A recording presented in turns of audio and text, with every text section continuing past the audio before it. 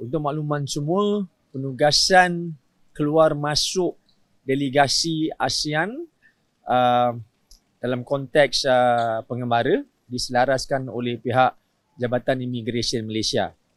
Sekretariat utama seperti mana semua sedia maklum adalah Kementerian Luar Negara.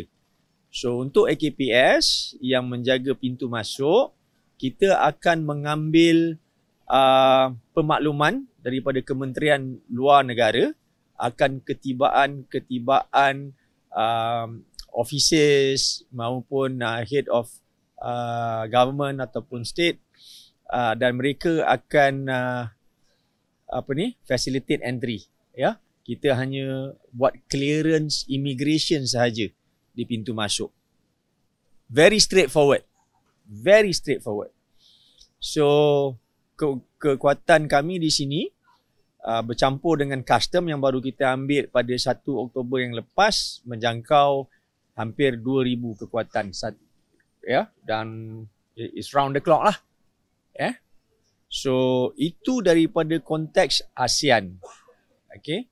Yang mana hari ini saya dimaklumkan ada 2 head of delegation tiba, iaitu Sweden dan Republic of Korea, ya. So esok saya rasa adalah hari yang mana esok ada dalam 3 head of government. Yang ramai akan tiba ialah pada hari Sabtu. Ya, so another interesting fact ialah kemasukan akan berlaku di 2 pintu masuk udara, iaitu KLIA, satu lagi di Subang, sebagaimana yang amat berhormat Perdana Menteri sebut pagi tadi, kan. So Subang bukan di bawah AKPS lagi.